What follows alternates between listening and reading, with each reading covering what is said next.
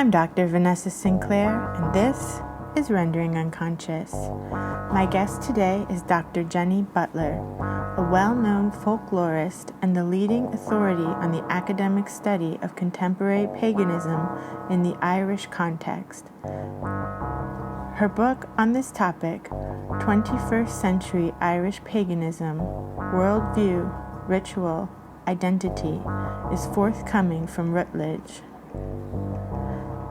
Dr. Butler is a lecturer in the Department of the Study of Religions at the University College Cork, where she teaches various courses including Death, Dying, and the Afterlife, Western Esotericism and New Religious Movements, and Contemporary Religions in Ireland.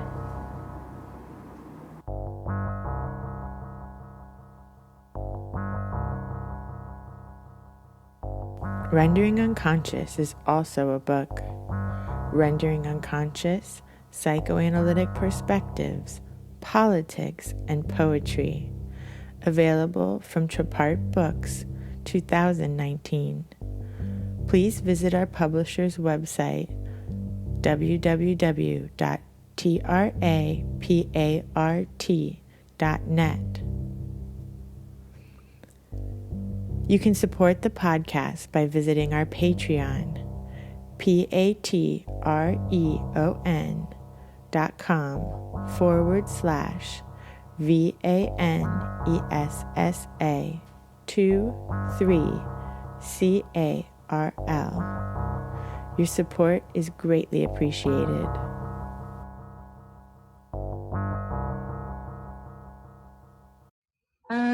Well, I'm working on my book. That's taken a long time. It's based on my doctoral research on contemporary paganism. So it's ethnographic research, but I'm just kind of rewriting the style. This thesis is quite dry and boring in style, so I decided to try to jazz it up a bit in the kind of tone, trying to make it more engaging. Yeah, make it more a fun read rather than like serious research dissertation type read. Yeah. So what's it about? I would love to hear about it. Well, my main research so far has been on contemporary paganism, so modern day witchcraft and druidry.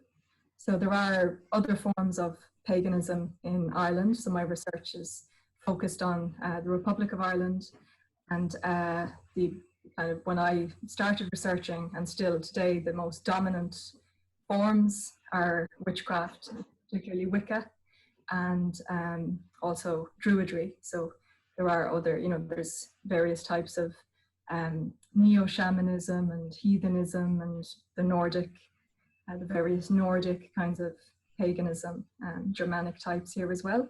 But I decided to focus on, just so it wasn't too unwieldy, and focus on particular types. And also my research includes people who self-identify as pagan generically. And so not everybody chooses a particular path or denomination, like a path is kind of like a denomination or tradition. This is another term for a type of paganism. So some people just self-identify as pagan. Yeah, I think I would be in that category because I've studied various kind of avenues and I really enjoy them, and I can see the benefit of working in a very specific way, but at the end of the day I end up kind of doing my own thing. Yeah. So I just think I'm generally pagan. It's eclectic forms that would mix different pagan traditions together, but also various aspects of the occult, different types of esoteric systems that are mixed together. So some people even call themselves eclectic pagans because they kind of do that in a very aware way, consciously selecting different elements of things and aspects. So. I was really fascinated when I went to Ireland last summer and saw you there. It was really fascinating for me to see, we went to museums in Dublin to see how much of a Nordic influence there was. And I hadn't really thought about it because I remember telling you about this, but I had been so excited to be there because I know a lot of my ancestors are from there, and I had never been before. And then to see how much of kind of a Nordic influence and how the Scandinavians had kind of settled there for a time. And when I did the ancestry.com kind of thing, DNA thing, it said I had like 12% Scandinavian, and Carl had said it's probably from that time when the Scandinavians kind of raided the Irish. Yeah. Yeah, another thing that I research and that we can maybe talk more about later, but I research fairy lore and landscapes, and one of the places I went was Iceland. So there's that shared history, you know, the Norse back then taking the Irish as slaves, and various other kind of cultural contacts as well. So nobody knows whether, you know, the Irish brought their traditions of the Sidhe, the fairies, to Iceland, or whether the Icelandic traditions of the elves, the folk, came to Ireland. So nobody knows which way it went, or whether those things were in both places. So it's interesting. There's a lot of parallels there. That's so interesting. Irish place names in Iceland as well, going back to ancient times. Yeah. So what's Druidry like? Druidry is a way of, you know, there's lots of different definitions of these things, but in a very kind of basic way of describing it, it's a way of connecting to, you know, spiritually connecting to the land, to energies, to changing seasons, and lots of Druids practice magic. So there's quite a lot of similarities between, you know, I mentioned Wicca and witchcraft and Druidry. There's parallels there. So like some Druids I've spoken to talk about practicing spells. Others wouldn't use the word spell. They might talk about magic or energies. So people have their own definitions and understandings of these things and how they work. So in my research, I pick general characteristics or you know, things that are, I try to look for the essence of something and describe what it's like characteristically. So one of the things that's quite hard to explain when you're doing ethnographic research, especially on something like paganism, is how free form it is. You know, there's so much diversity there. So even with Druids, there are different kinds of Druids. So for most of the people I've talked to and practiced ritual with and celebrated festivals with, the Celtic world and beliefs about the Celtic and ancient times is quite important, and the old gods, as well as the things like I mentioned, seasonal changes and connecting with the land that you live on or you know, environment. Yeah, and I think that's something that's so important because being American, I feel like that's something that's so lost in the American culture. It's like everybody has immigrated there from somewhere or been taken there by force, or the people that lived there originally have been so like decimated and massacred and like pushed off onto these reservations. There's really no like cultural ties to the land or to like these seasonal points or any sorts of real like community rituals at all. And I feel like connecting more to the land and people's ancestors and heritage and mythology would really help. Yeah, I think that's the main impulse for contemporary paganism, is like connecting back with that, trying to reconnect with you know, the old religions, with that sense of place, and what, like a sense of place, whether or not you're, you know, born somewhere, with actually whether or not you have a lineage. A lot of the people that I've spoken to have a connection with, they feel a connection with Ireland or with the Celtic, however they understand that, and maybe they don't have any Irish ancestry, or you know, they don't have any connection to a Celtic region. So I find that quite interesting as well, that people develop that kind of sense of place because they feel drawn to it. So Yeah, I really like that. I think that's important too, to differentiate, so that there is blood, everyone has blood ancestors, but there's also adopted ancestors, and you could be working with, you know, spirits or people that came before in the land that you're on, whether you were born there or your ancestors were born there or not. Yeah, and a lot of people that I've interviewed have talked about, you know, we all live on a planet, so like we all belong, you know, and ancestors, people have always moved around the planet and migrated, and all land has energy. You know, people talk to me a lot about magic as energy, or things like, you know, energy currents, whether they're described as ley lines or whatever it might be, kind of power points, sacred sites. So everywhere has those, and knows the exact significance of these ancient places. So in that way, people can connect to those energies, or however that's understood, energies, or the magic of the land. Land is everywhere, you know. Exactly. The earth, I feel, is inherently pretty magical. Yeah. What are some sacred sites in Ireland, if you wouldn't mind talking about some of them? Okay. And there's lots of, you know, I mentioned Celtic, but there's the sites that pagans identify and lots of other people identify as sacred sites are pre-Celtic. So things like Newgrange in the Boyne Valley. There's the Hill of Tara in County Meath, and the Hill of, like in the middle of Ireland, you have what used to be a fifth province. So now we have 4 provinces. We've Ulster, Munster, Leinster, and Connacht. But in ancient Ireland, the structure was those 4 provinces with a sacred centre called Mide, or Mida. It's Mide.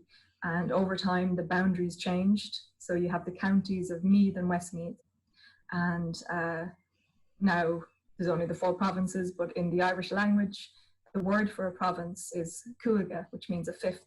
So this structure is quite significant in the Celtic cosmology and whatever went before it, because we know that those sites that were built are predating the influx of Celtic peoples. So, for example, Newgrange is believed to be older than the pyramids at Giza.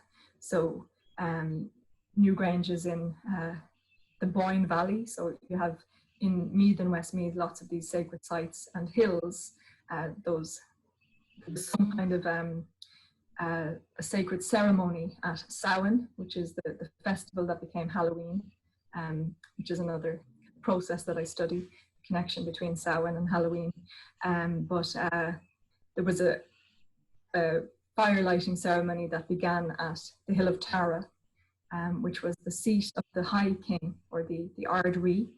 And the first fire, there's a legend that the first ever fire was lit on the Hill of Ishnach, which is also in the sacred center. So there was something where the High King would be in charge of when the fires would be lit, and every fire around the country is supposed to be lit, you know, after the official fire is lit.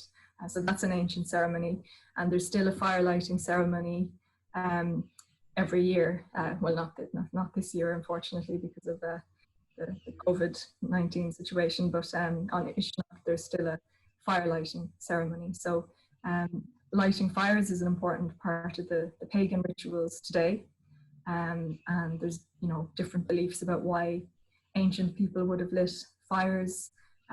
Maybe it's something to do with the sun being at its zenith on the summer solstice. That's another time for fire lighting. But maybe other reasons to do with some mirroring something celestial that was happening. So nobody really knows. So a lot of the sites are sacred hills, that had some connection with the royalty of ancient Ireland. So we don't have a royal family anymore in Ireland, because that clan system and the royal family was destroyed basically by colonization. So the other structures would be things like, you know, lots of different megalithic monuments, stone circles. So there's lots of, you know, legends about stone circles and, you know, a lot of folklore attached. And for a lot of pagans, the circle is a sacred symbol because it doesn't have a beginning or an end. So the usual thing for the types of paganism that I study would be for the individual or the group to cast a circle. So casting a circle is a technical term. It's either visualized or marked out on the ground. And for some groups, the stone circle is very significant because it's an already marked sacred circle or magic circle out on the landscape. And the energy that's raised, or you know, whether it's to do with the earth energies that I mentioned a while ago, or the, you know, invoking deities, calling on on fairies during ritual, that energy then is encapsulated during the ritual and then sent out for a specific purpose. So the circle is quite significant. So we have lots of stone circles, things like dolmens, which also have many legends attached to them and are associated with ancestors because there were burials, cremations found in them. So, you know, there's lots connected with the ancestors and the afterlife among pagan groups, and there's various different beliefs about the afterlife and the other world, or the spiritual realm. So other sites would be, you know, the woods.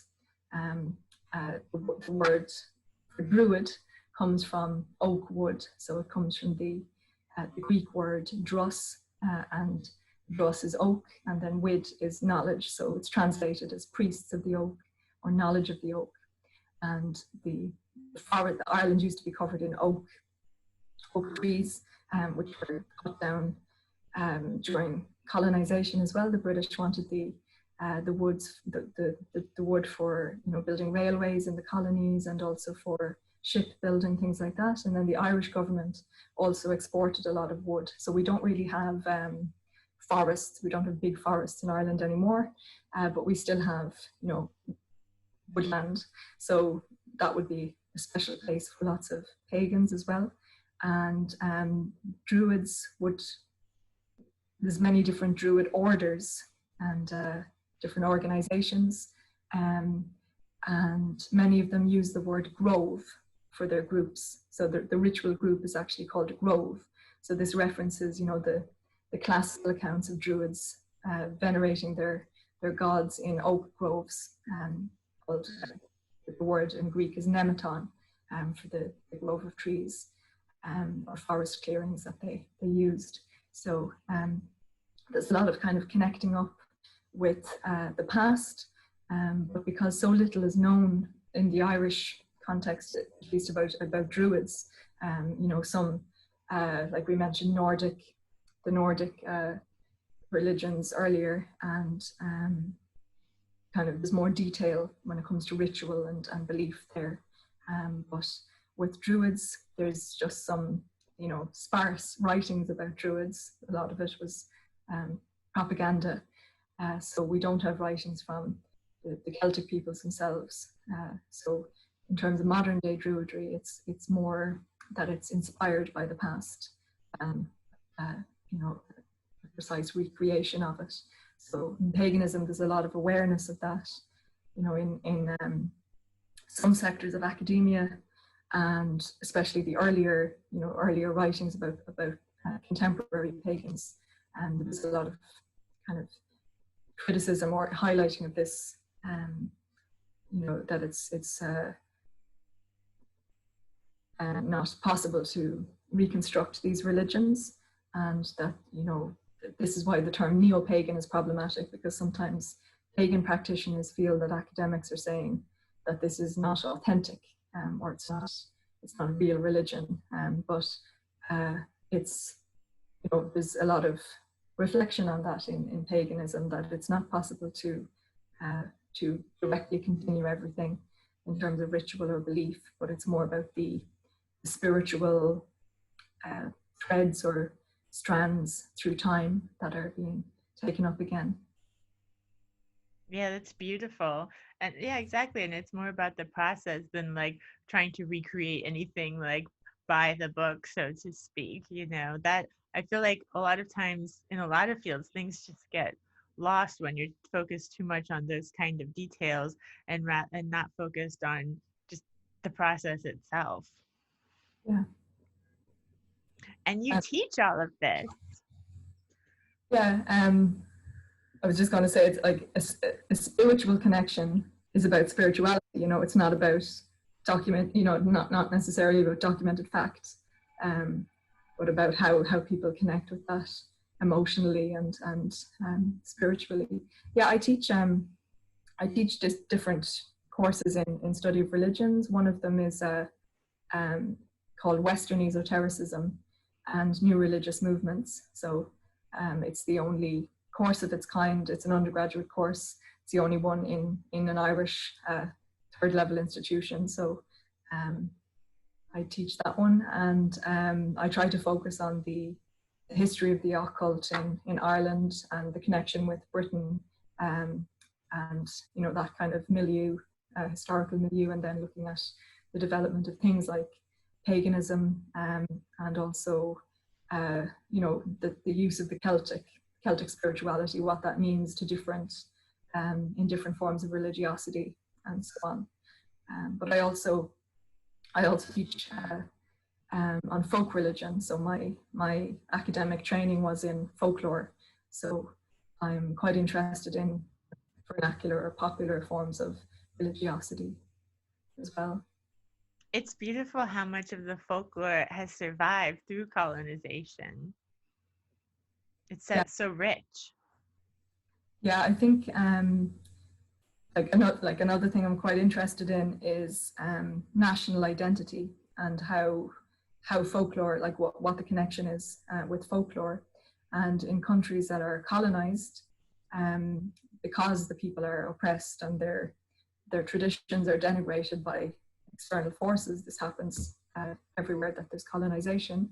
People's connection, their cultural connection to those traditions, are either very strong and they're kind of asserting their difference to their colonizer, or people might reject their own traditions and have cultural shame around them. So that's something I look at in relation to fairy lore. You know, why people in Ireland might view these things as you know, as so-called superstition, or you know, why it's described differently as some, you know, to other things like an apparition of the Virgin Mary, for example.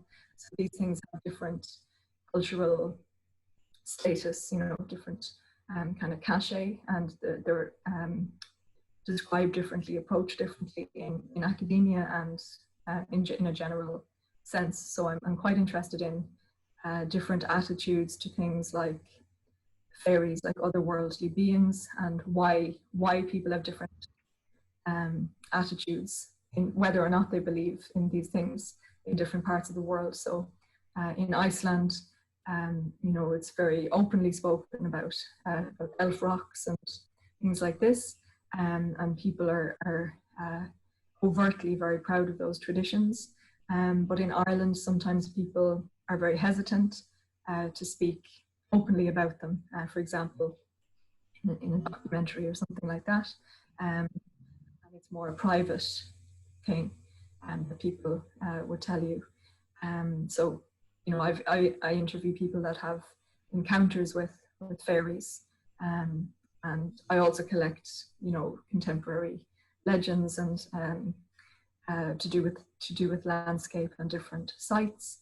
But I'm most interested in people who have experiences where they perceive these beings and the context in which that happens and what it means to them, and that side of it. So again, a more ethnographic kind of study.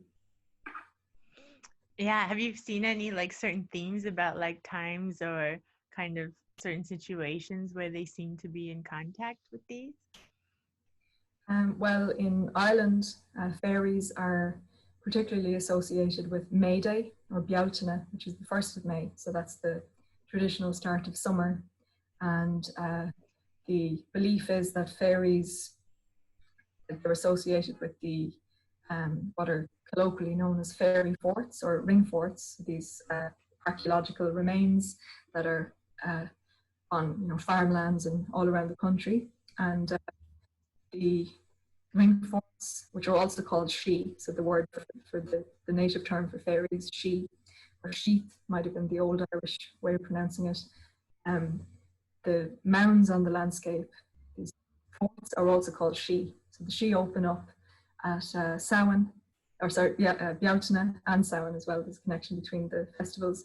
And the fairies travel from fort to fort along fairy paths. So these routes that are locally known as the routes that the fairies take. So these are on May Day in particular. They're dangerous places, but places that need to be respected. So human beings are more likely to encounter fairies on May Day. And the fairy world is described as it's like a mirror image, or they do very similar things to human beings. So the start of summer on May Day is the traditional time to move cattle to different pastures.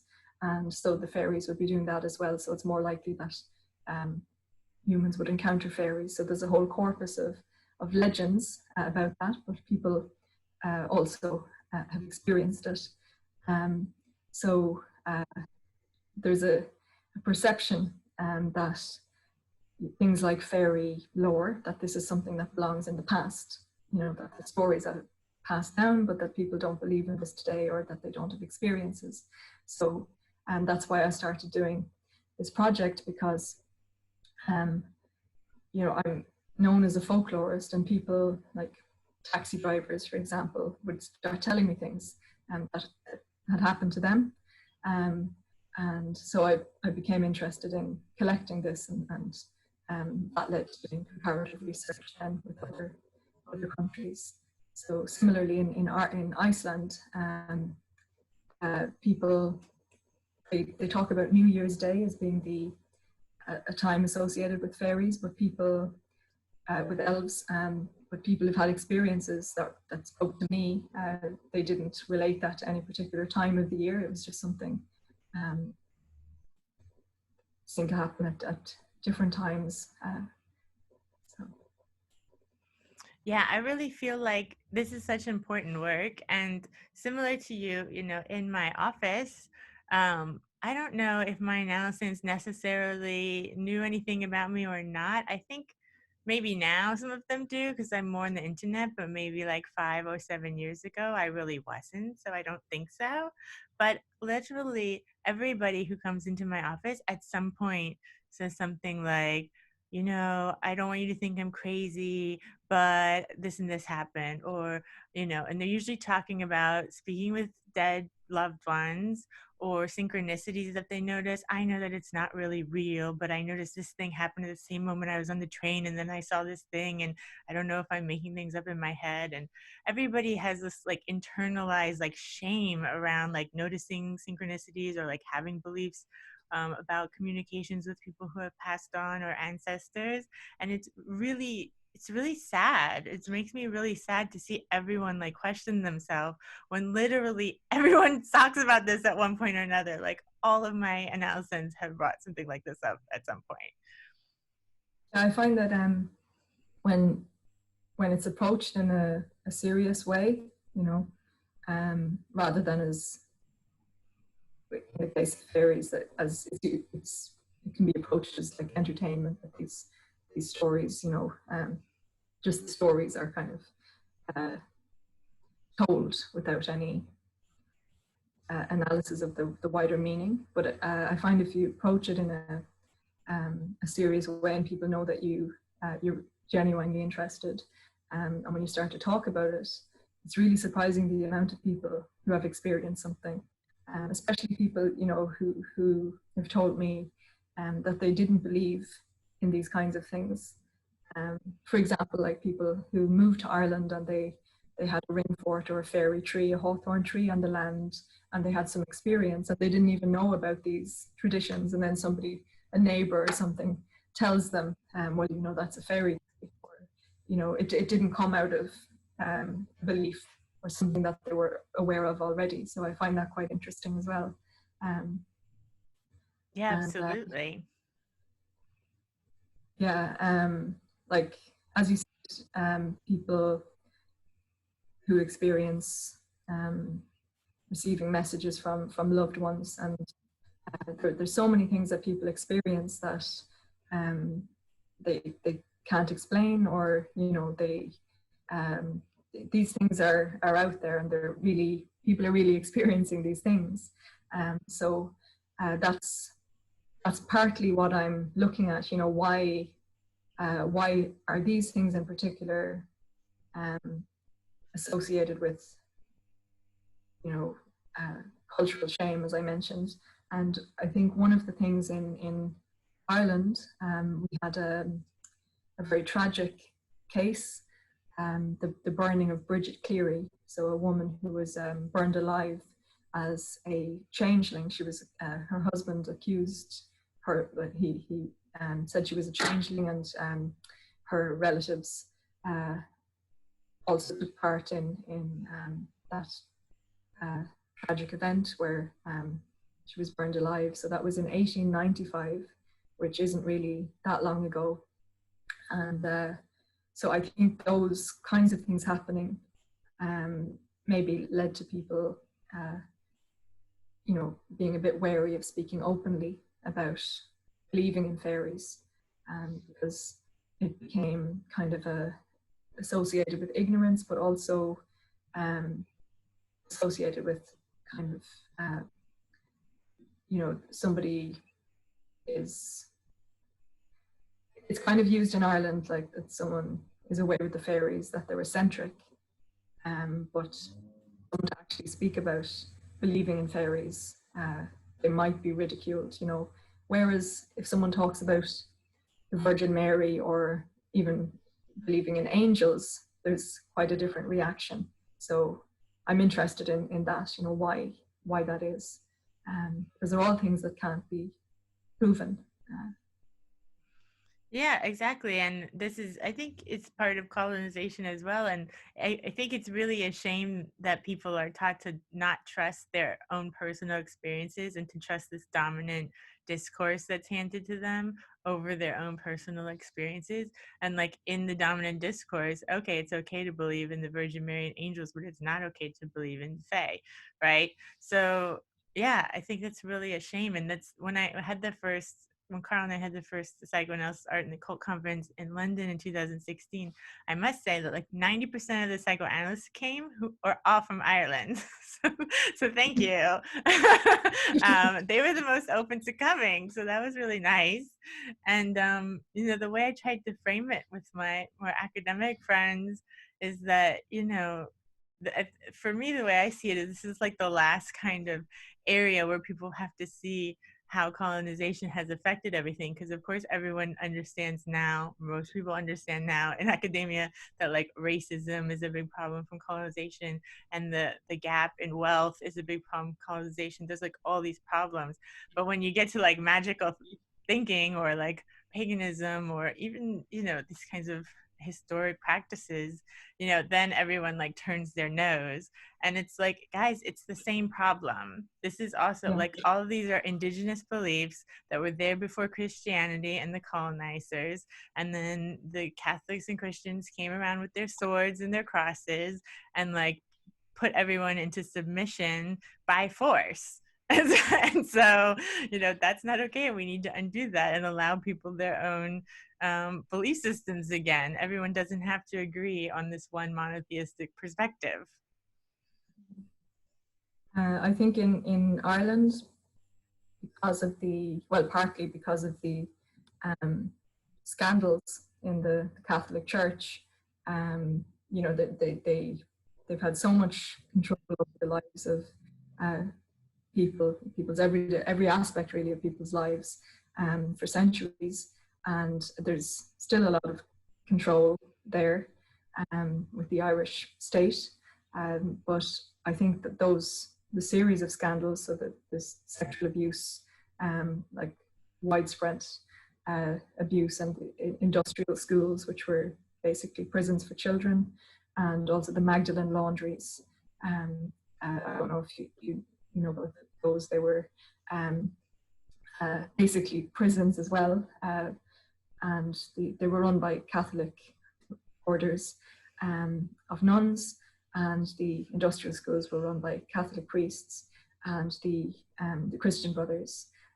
So the Magdalen laundries were theoretically, they were for so-called fallen women who the idea was that prostitutes would be rehabilitated in this kind of institution as an asylum, but they were places where unmarried women who got pregnant were taken.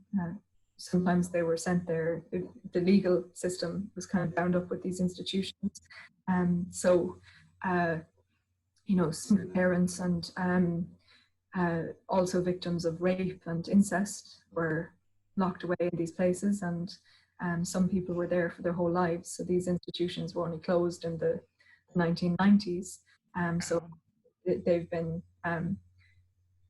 these scandals have rocked the country. And there's also the mother and baby homes, which were similar institutions to the Magdalen laundries, where babies were taken away from their mothers and sold largely to America by the nuns. And we had what's known as the Tuam babies case, where 798 babies were found in a cesspit. So there's, these harrowing things have happened. So the kind of what the Catholic Church has been doing for generations in telling people what they believe, and this assumption that everybody is Catholic, and that's starting to change. So it started to change many decades ago, but there was still kind of there was a different kind of public discourse. Now there isn't such a I think there's much more interest in new religious movements, different kinds of spirituality, and a freedom to for people to choose between them if they want, and or to try out different kinds of religiosity, or to express an interest. So the further you go back in time, the more dangerous it was to openly criticize the church, or to be a different religion, or have no religion. So I think I may be more aware of those things simply because I research contemporary paganism. But I've noticed since I started researching, which was in 2002, so quite a long time ago, a lot of people didn't know what pagan meant, in the religious sense. In Ireland, it's been used by Catholic clergy, but also Protestant, but mainly Catholic clergy to mean somebody who has no religion, or who's antagonistic to Christianity. So it's kind of like a godless heathen is used in the same way as pagan. So a lot of older people would associate paganism with that kind of thing. So, but I've noticed the changing profile of paganism. When I started researching, it was very difficult to find, even on the internet, anything in Ireland. Whereas now, also because of the protests at the Hill of Tara about the M3 motorway, which was a pagan-led campaign, a lot more people know what pagan means, or that there's druids and witches today. So, were they trying to build a road through a sacred site? They did. Unfortunately, they damaged part of the Hill of Tara, Rath Lugh. So Lugh is a described at least as a sun god. So he's associated with light, Lu or Lug, so a Celtic deity. So there's a mound on the hill of Tara called Rath Lu. So Rath is just a name for a fort. So these mounds, and the motorway, it's a big toll road. They bulldozed part of the site, yeah. So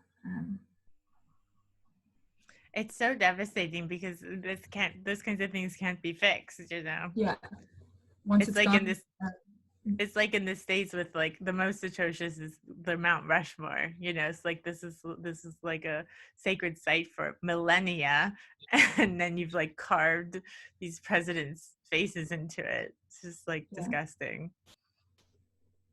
What are some of the other gods? There's well, Ireland is named for a goddess, Eru, Erin.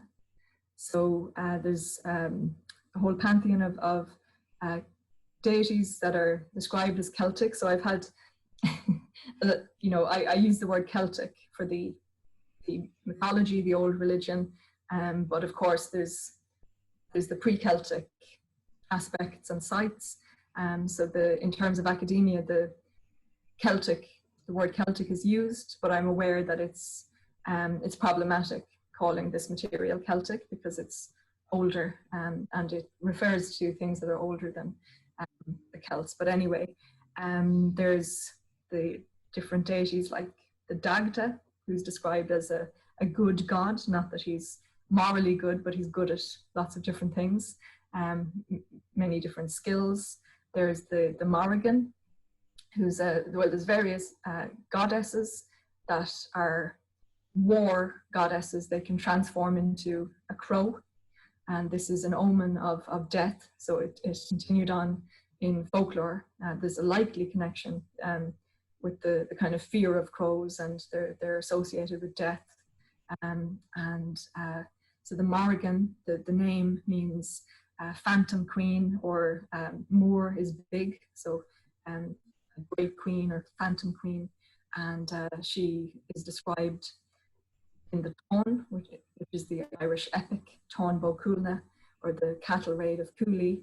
She transforms into a crow and flies over the battlefield, and this is a symbol of doom for the opposing army. So there's other goddesses that can transform into crows, like Bibe, and Bibe is also a name for the Banshee in some parts of the country. So there might be a connection between the Banshee and sovereignty goddesses, and this is a theory anyway, that the Banshee is an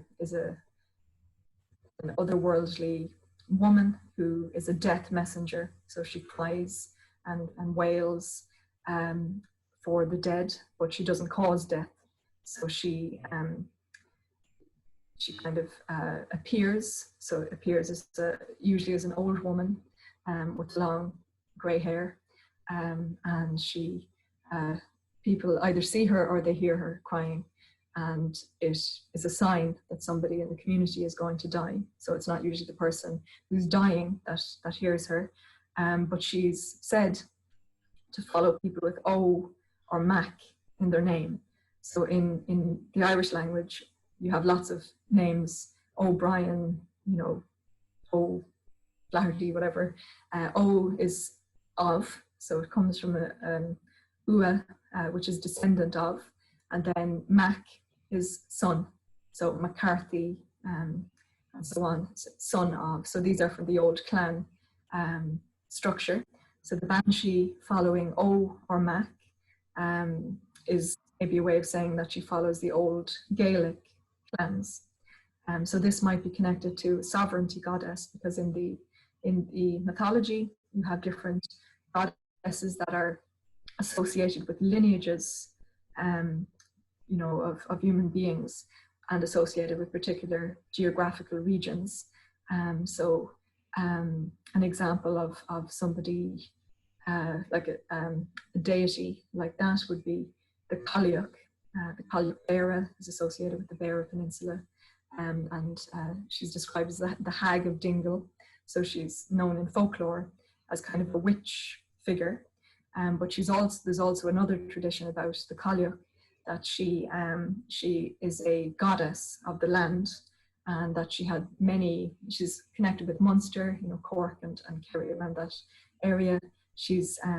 There are stories about her having, whole clans and tribes of people named, or, connected to her. So she's a sovereignty goddess. So you have these different motifs or images in the folklore and the mythology that might be connected. And there's other goddesses like Bridget or Breed, who were Christianized. And I mentioned Lu, the god Lu or Lug. He's a pan-Celtic deity, so he's known in different parts of Europe. So Lyon in France is supposed to be named for Lu. Parts of Britain, and also in Ireland, the name Lu, the place names are thought to be connected with him. So with Bridget or Breed, it's similar. She's a pan-Celtic deity, and she's particularly associated with Gaul, which is modern-day France. So you have the Brigindo, she was known as. And then in Yorkshire, there's a connection between Yorkshire and Ireland, the tribe called the Brigantes, who venerated this deity, Bridget, who became Bridget. So the name Bridget, Breed, Brigindo, Briganti are all thought to be the same goddess. And it's thought, so I keep saying it's thought or we think, because nobody knows for sure. There isn't any documented evidence, but it seems that the veneration of this deity was so strong that the early Christian missionaries decided not to try to stamp this out, as they did with many other things, but to change it so that she becomes a Christian figure. And we know from much later times, missionaries in South America, for example, intentionally did this. So it's likely that it was done in earlier times as well in different parts of the world, where this system of replacing shrines or older sacred places with Christian churches, and instead of destroying the temples. So over time, people will forget, as generations go on, they will be born into a world where something is associated with Jesus, the Virgin Mary, or a particular saint, and they won't know the older practices, but it continues in what we call folk religion. So we have those kinds of strands and hints at things. So with Bridget, it's the general consensus is that she's a pagan deity that just has this Christian veneer, because there's so many fertility aspects to her. She's connected to particularly cows and deer as being protector of them, of women, lactating animals and humans. And also she's particularly associated with midwifery. So Bridget is supposed to have been the midwife to the Virgin Mary, that she was carried from Iona to Bethlehem. So there are different parts of the Celtic world, like Scotland, Ireland, and also in continental Europe, are connected in these legends of Bridget. So her shrine, she's also perhaps a sovereignty goddess. Her shrine is in Kildare. So Kill means church, and Dira is oak. So this is another place name that comes from the oak forest that used to be there. So the Church of the Oak is her shrine. And there's legends that priestesses of this goddess would have kept a sacred fire going perpetually, kind of like the Vestal Virgins in Rome. And this kind of shifted into Christianity as nuns who tend a sacred fire. So that tradition still continues today. of fire being associated with the saint Bridget. And even with Saint Patrick, you have the saint taking on lots of traditions that are older. So Saint Patrick becomes associated with the hawthorn tree, which is the native fairy tree. So you have, you know, kind of a merging together of lots of different things. So there's many other gods and goddesses, like another example of how the landscape is so important. The rivers are named for goddesses. So you have I mentioned the Newgrange in the Boyne Valley. The River Boyne is named for a goddess, Boann. So Bo is a cow, and she's associated with the animal cows, but also with the Milky Way. So with white cows in particular. So the longest and the biggest river in Ireland, the Shannon, is named for the goddess Shunnan, and she's one of the Tuatha De Danann, or the people of the goddess Anu. And the Tuatha De Danann are, in later folklore, they're associated with the fairies. So the mythological tradition, or the written material, is interconnected with the much later time periods and folklore that you have many different variations of things, but the stories have continued about those rivers and different local areas of the landscape in terms of deities and fairies and different kinds of spirits as well. Would you say a little bit about the connection with Samhain and Halloween? Yeah. So Samhain comes from an old Irish word. So Old Irish is a dead language that developed into modern Irish. So Irish is a Celtic language, and the name for Samhain comes from Sav, which is the root word is to do with summer. So we have the word Saura for summer in Irish, and so Sav and Fuan. So Fuan is end, so Samhain is literally summer's end. So it's the end of summer and the start of winter, and it's thought that the Celtic peoples that they structured their cosmology, their thinking was dark and light. So this is, again, it's speculative, but from what is known, it's thought that this permeated a lot of their thought. So the year starts in darkness and comes out into the light at spring, at Imbolc, which in Irish comes from possibly from milk, which is ewe's milk.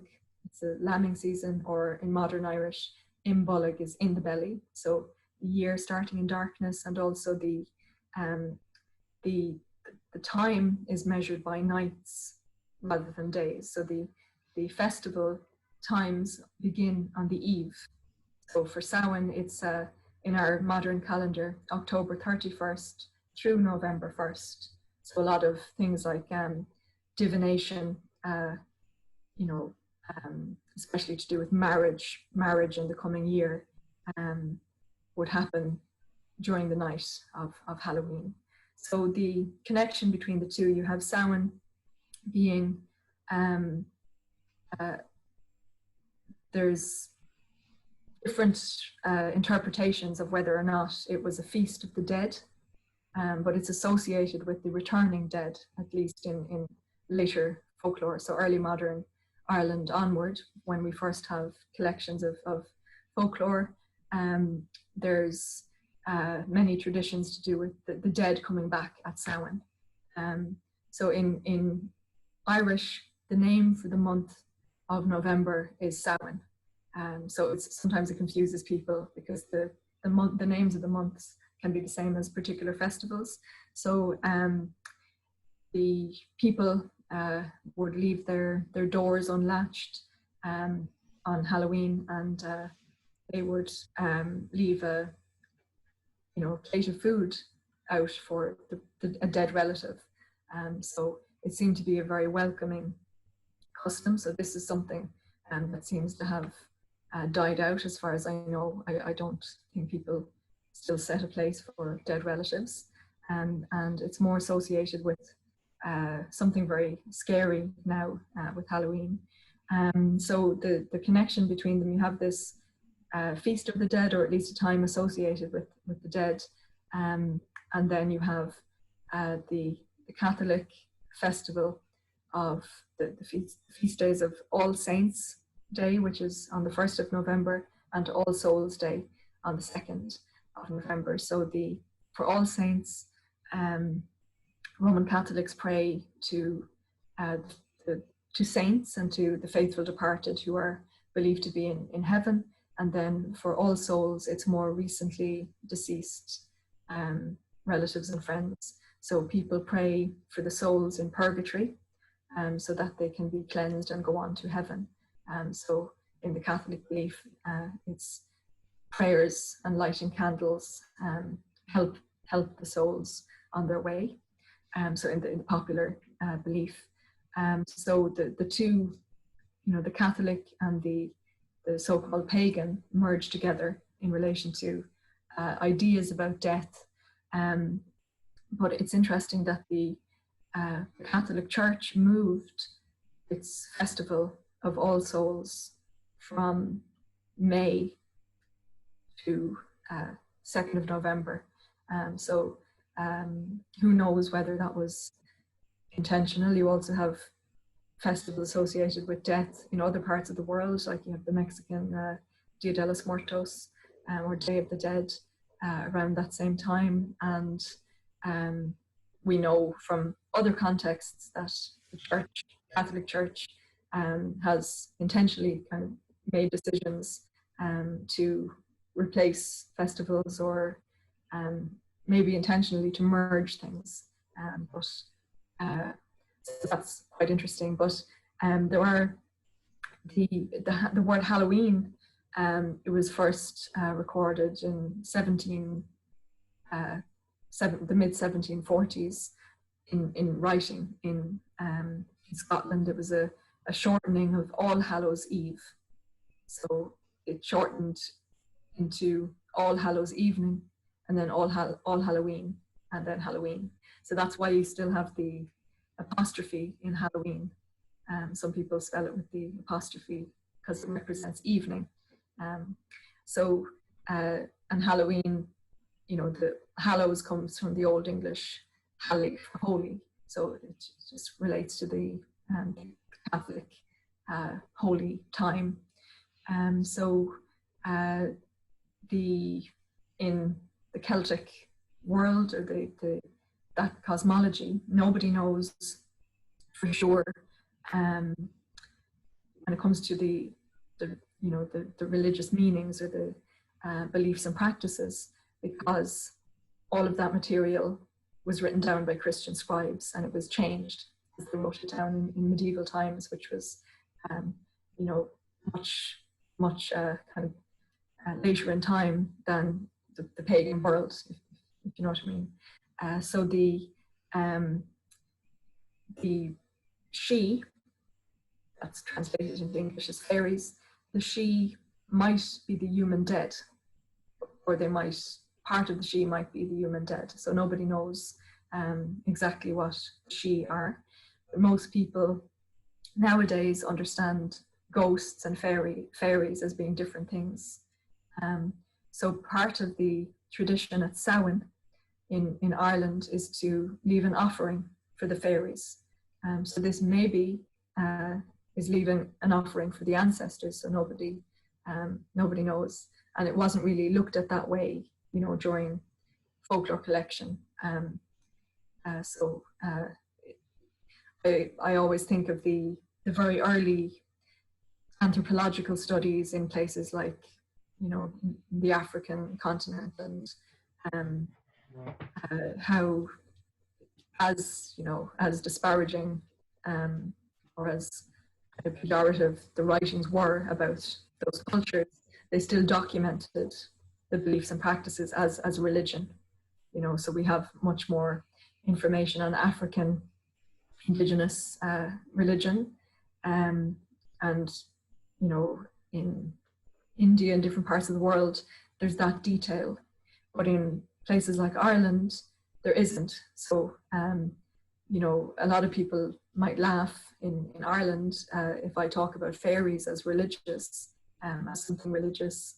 But when you think about it, you go back further, go back far enough in time, mythology is religion. And these things come from, you know, a life world that's animistic. So we don't know exactly what these things mean. So it can be very frustrating to try and connect or, you know, to try and understand modern folklore with that backdrop, or modern, I'm saying folklore, but, you know, modern beliefs or manifestations of things. So yeah, the connection I'm making is with this time for remembering the dead. Samhain is also a time when you're supposed to leave offerings for the fairies, and the fairies would be around. So the general belief is that fairies are invisible to normal sight, unless people have the second sight, as it's known in Ireland and Scotland. And there are traditional figures like the Ban Fassa, or wise woman. So Fis is knowledge. So the Ban Fassa, who'd have the second sight. So also the cunning man or fairy doctor, people who can see into the other world or the fairy realm. So they can see or perceive fairies, and other people can't. So that's why you have kind of a euphemistic way of speaking about fairies as the little people, or the good people, the noble people, or just themselves, these kind of ways of, coded ways of talking. So Samhain is a time to protect oneself from the dead, and also fairies, because there's what's known as the wandering dead, who might seek some kind of retribution on the living if something was done wrong in life, or something that's not settled. So there's different interpretations of what all of that means. So then you get all of the other things that come mixed in with Samhain and Halloween. So in Ireland, one of the things people would have done traditionally is to make what's called a jack-o'-lantern, with them carving out a turnip or a beetroot and putting in, you hollow it out and you make a scary face on it and put a candle inside. So there's different interpretations of what that means, some, you know, why it's done. Some people say it's to scare away spirits, to you know, fire is used to ward off spirits, and some say it's to light the way for the souls of the dead. So nobody knows. And this became pumpkins. So when the Irish emigrated to North America, particularly the United States, they brought their traditions with them.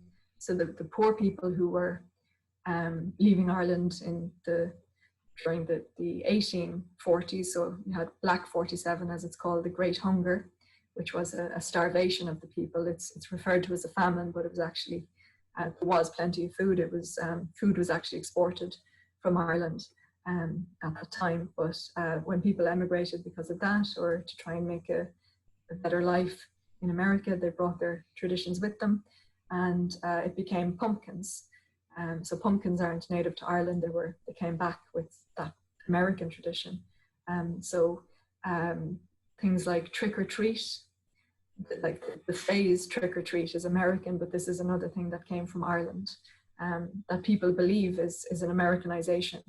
But there's many door-to-door traditions at the Irish festivals. So for Imbolc, the start of spring on the 1st of February, which is associated with Bridget, St. Bridget, you have a group which might be all boys or could be girls and boys depending on the region, would go door to door collecting for the biddy, or Bridget, and they collect dairy produce and in later times money. And then on May Day, or Bealtaine, on the 1st of May, which is the traditional start of summer, children usually would go door to door collecting food, and also things like ribbons and coloured papers to decorate a May bush.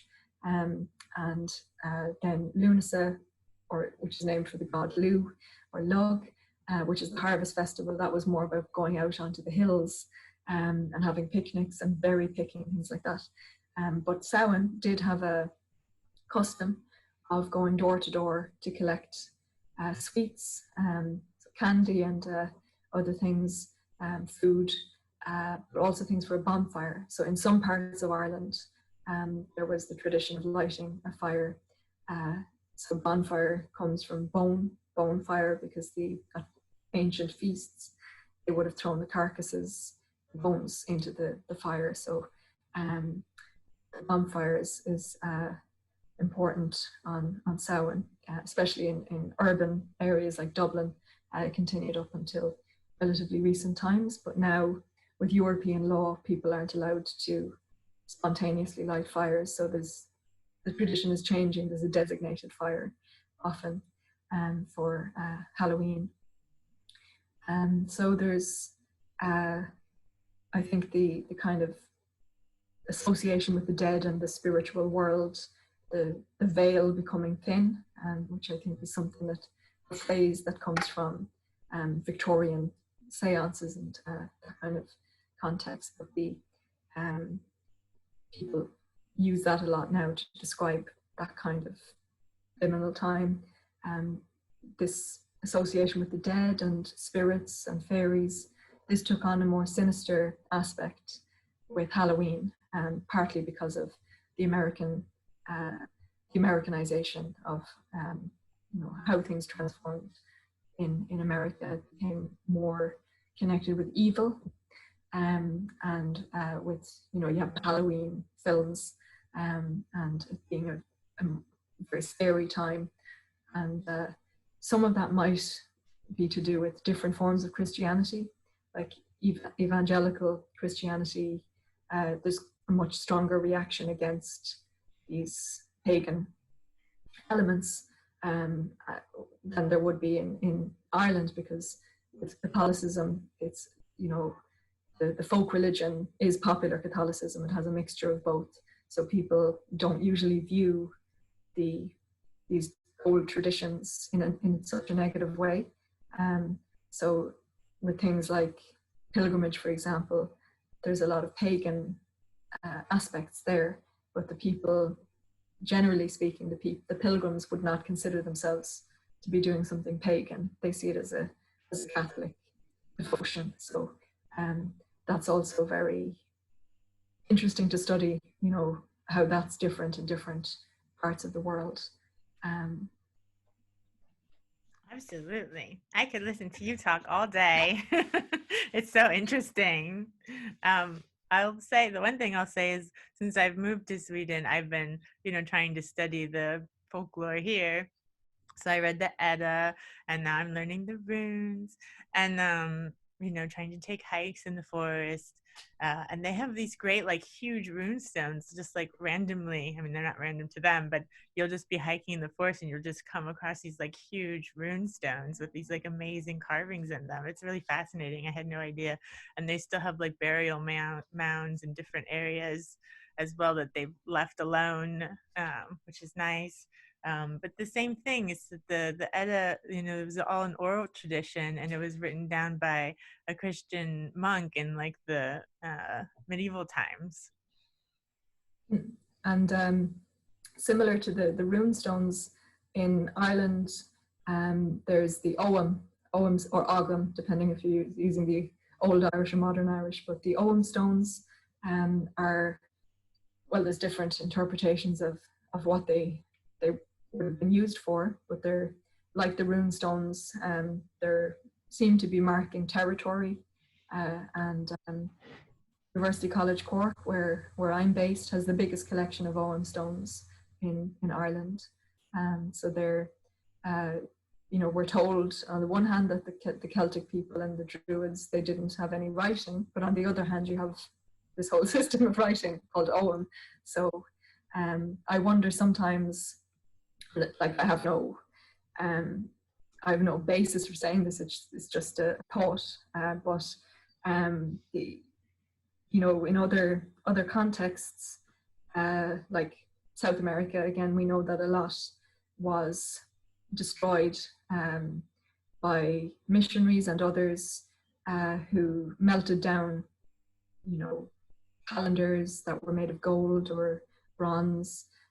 So who knows whether there was, different kinds of texts in ancient Ireland or elsewhere. So if people have writing, it would seem, strange for a literate culture to not use writing. You mentioned earlier the imposition of Christianity and the forceful nature of that overtaking. It's presented in Ireland, especially among modern Celtic Christians. You have this idea of Celtic Christianity, that there was a very harmonious change. And in one sense, we know that the early Christianity in Ireland absorbed a lot of nature religion. But on the other hand, people don't just give up their religion or their way of being so easily. So we don't have any documentation about how that happened. So it can be a bit hard to believe that it was so harmonious. Yeah, no, I don't believe it at all. I'm sure it was really violent. That's like in America, we grew up with Thanksgiving and having these little like parties where we like dressed up as like pilgrims and natives and like had a meal together because we were all sharing and friends, That was just, yeah. I was just in school in the 1980s, so I'm sure they're still doing that now. So yeah, they rewrite it how they see fit, I would say. Was there anything else you wanted to be sure to mention?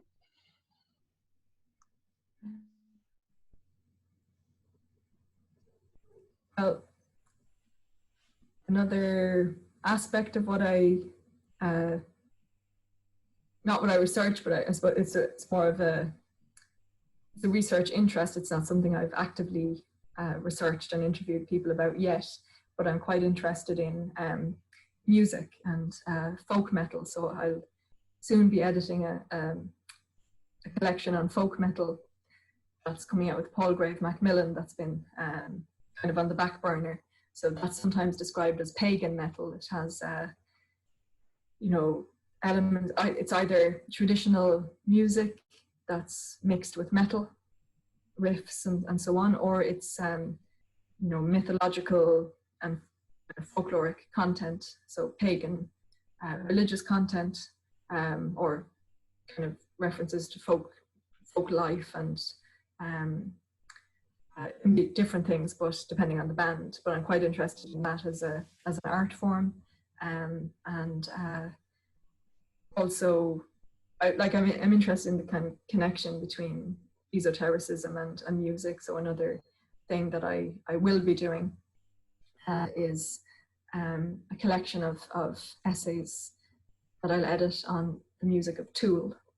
And they're kind of what occultism has to do with their lyrics and so on. So, nice. And what was the other book that you had edited recently? It might be still working on Twin Peaks. Oh, say more about that. I'm a big fan of David Lynch, and a lot of the academic work that has been done, like there's a few books that have come out focusing on the return of Twin Peaks after the 25 years, but up until then, a lot of academic work was either feminist analysis of David Lynch, or it was, specifically in film studies, or looking at kind of, just more in film and that area. So I wanted to look at the more surreal and weird aspects, and especially the connection with the esoteric. So I have a group of people from many different disciplinary perspectives. So from music studies, from film studies as well, but from English literature, and from anthropology who are looking at the kind of esoteric specifically. So that book is, it'll come out with McFarland, and it's called The Twin Peaks Phenomena. So we're going to look at the film Fire Walk With Me and the whole 3 seasons of Twin Peaks. And there's also going to be a special journal issue for the journal JSRNC, the Journal for the Study of Religion, Nature and Culture. So that's looking specifically at that nexus of religion, nature and culture in Twin Peaks. So that's another thing I've had on the back burner. So the time just kind of passed by, but yeah, that's the next thing on the list. The Twin Peaks. And do you know if your conference is going to have to be postponed yet or not? Well, I'm organizing the next European Society for the Study of Western Esotericism, the SW8. So that will happen the 5th until the 7th of July 2021. So I'm organizing it in the hopes that everything will be fine and it won't need to be postponed. So we'll see how that goes. So the 3 keynotes is Claire Nally, who's going to speak about Yeats, William Butler Yeats, and then there's Christopher Webster, who's going to speak about photography in the Third Reich, and the specific titles of their lectures have gone out of my head. But Marco Pazzi will also speak about occulture and art. So the conference will look at, the theme of the conference is art and creativity and Western esotericism. So I'm hoping to incorporate, different art forms, painting, literary aspects, and photography, things like spirit photography. And there'll also be some artists who will be hopefully exhibiting in Cork in association with the conference. Cool.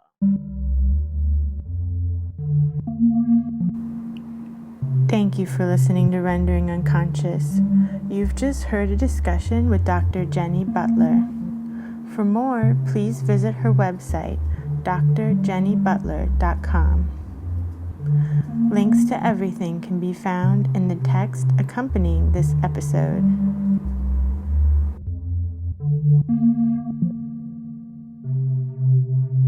Rendering Unconscious is also a book. Rendering Unconscious, Psychoanalytic Perspectives, Politics, and Poetry. Available from Trapart Books, 2019. Please visit our publisher's website, www.trapart.net. You can support the podcast by visiting our Patreon, patreon.com/VANESSA23CARL. Your support is greatly appreciated.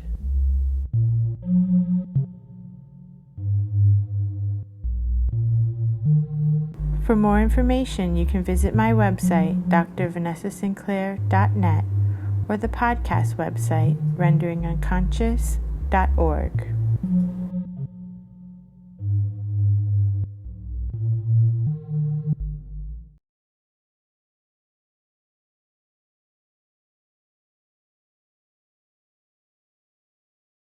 Someone waits on.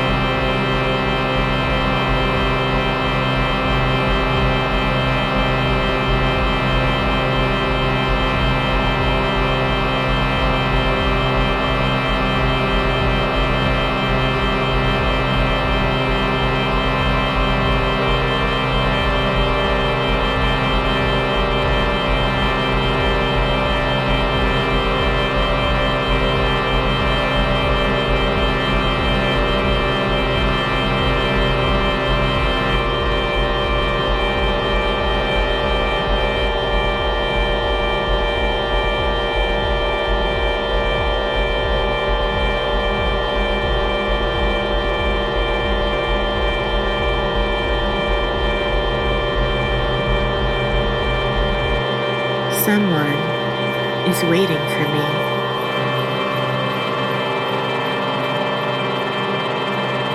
Someone is waiting for me.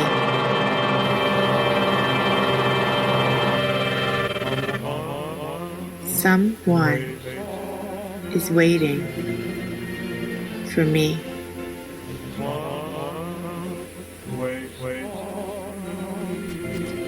The cut-up method was a member of both, is set across in thee. Someone is waiting for me. Bad conscience of complacency to say what's temporary has no elsewhere. Body and put on it. Spread eagle on the comb. Affirmative. Head. Someone. Come. Come. Come. Spread eagle.